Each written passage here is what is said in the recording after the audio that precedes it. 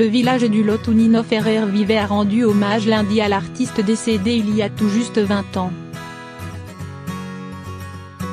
Un concert a réuni Mathieu Chédid et San Severino. Une maison du bonheur, avec du café chaud à toute heure, des enfants qui courent, des parents qui rient, un studio d'enregistrement rempli d'instruments et de jouets.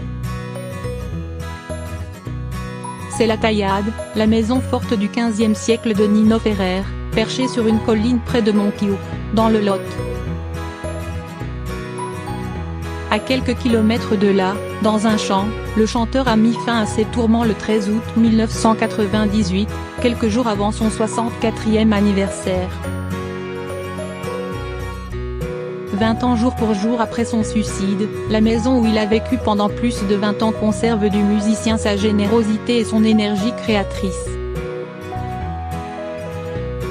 Nous nous sommes installés à la Taillade en septembre 1977, raconte Kinou, la femme de Nino Ferrer. À l'époque, nous cherchions à fuir Paris et, après l'enregistrement de l'album Blana dans le château du même nom dans le Lot, nous avions eu un coup de cœur pour cette bâtisse, pour l'accueil des gens et la beauté des paysages de cette région. Nous avions vite installé le studio d'enregistrement pour mixer le disque. C'est sûr qu'entendre ces chansons revivre dans ces murs avec tous ces musiciens magnifiques, c'est ma vie qui défile. C'est très émouvant, intense, magique. Mon Nino est et sera toujours là. Pour le 20e anniversaire de sa disparition, Kinou et ses enfants, Arthur et Pierre Ferrari, leur père est né en Italie. Nino Agostino Ferrari tenait à marquer le coup et célébrer l'artiste sous toutes ses coutures. Il fallait une fête et il fallait qu'elle ait lieu à Montkiou, le village qu'il aimait tant, explique Arthur, fils musicien, qui a déjà organisé 3 concerts hommage à son père à Toulouse. On a proposé l'idée, et tout le monde nous a suivis avec beaucoup d'engouement et d'émotion. Mon père était très généreux, et c'est ce que nous renvoient aujourd'hui les gens. À la Taillade, acheté avec les gains de son succès Le Sud, vendu en 1975 à 1 million d'exemplaires, Nino Ferrer a continué à enregistrer des disques, mais aussi donné libre cours à ses 2 autres passions, les chevaux et la peinture. Une production foisonnante qui m'étonne toujours, avoue Pierre Ferrari, décorateur de cinéma. Pour cet hommage, nous avons retrouvé dans les cartons des dizaines d'œuvres. Les plus intimes et rares sont exposés pour la première fois au cœur du village de Montkiou, dans la galerie du Lion d'Or. Des paysages à la gouache réalisés à l'âge de 16 ans, un mur couvert de 24 autoportraits saisissants. Les enfants fredonnent ces chansons. Ce regard perçant, toujours le même, m'émeut particulièrement, confie l'artiste Audrey Roca, propriétaire de la galerie.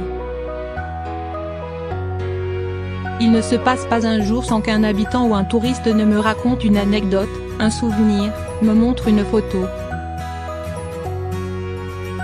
Montkiou a été marqué à vie par Nino Ferrer. Même les enfants connaissent ses chansons. Point d'orgue de cet hommage, un concert a rassemblé lundi soir entre 2 averses plus de 2000 spectateurs au pied de la tour de Montkiou, qui domine la jolie cité médiévale. Des musiciens qui ont accompagné Nino Ferrer, seule la chanteuse toulousaine Magali Pietri, qui fut sa choriste pendant 4 ans, était sur scène. Elle a chanté 5 chansons, dont Looking for You, la chanson de Kinou. La rencontre avec Nino Ferrer fut décisive pour moi, se souvient Magali Pietri, émue.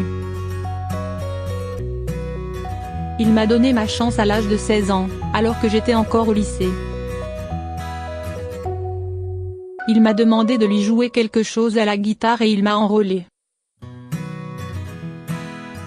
Il fonctionnait au coup de cœur.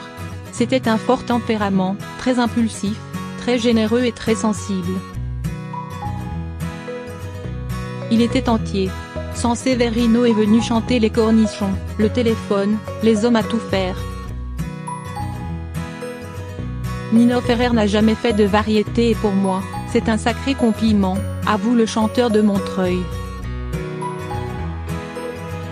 Il faisait du rhythm and blues à sa sauce, avec de l'humour, de la patate et de la tendresse.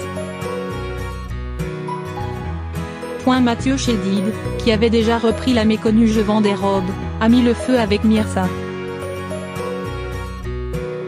J'ai noué un lien particulier avec les enfants de Nino Ferrer, et cela fait des années que je devais venir à la taillade, raconte-t-il. Je suis très heureux d'avoir pu le faire, car je suis très sensible à cet artiste à part, loin du showbiz. Nino Ferrer était de la famille des créateurs, des surréalistes, comme Higelin, Fontaine et Bachoun. Je suis de la même famille. Une célébration et des rééditions. Pour les 20 ans de sa disparition, Monkey Hook célèbre Nino Ferrer jusqu'au 28 août. Le village du Lot se met en 4 expositions et animations gratuites. La riche carrière d'un des musiciens les plus libres de son époque est racontée dans la tour qui domine la cité. Les œuvres du peintre et du dessinateur sont exposées à la Galerie du Lion Doré à l'Hôtel de Ville, dans la salle associative. Une grande partie de ces expositions seront ensuite présentées à Paris, dans la halle du Ground Control, 12e, du 19 septembre au 30 octobre. Pour ce triste anniversaire, Universal réédite aussi en vinyle 4 albums, dont Nino and Radia et Le Sud, et sort une compilation de 3 CD, et toujours en été. Outre ces tubes et de nombreuses pépites méconnues, on y trouve une vingtaine de reprises, dont Moses par Arthur H, Scopa par Rodolphe Burger et Nilda Fernandez, et Le Sud par Sébastien Tellier. Des rockers The Belleret, qui reprennent les cornichons, à Dalida, qui chante C'est irréparable, c'est varié, étonnant et élégant.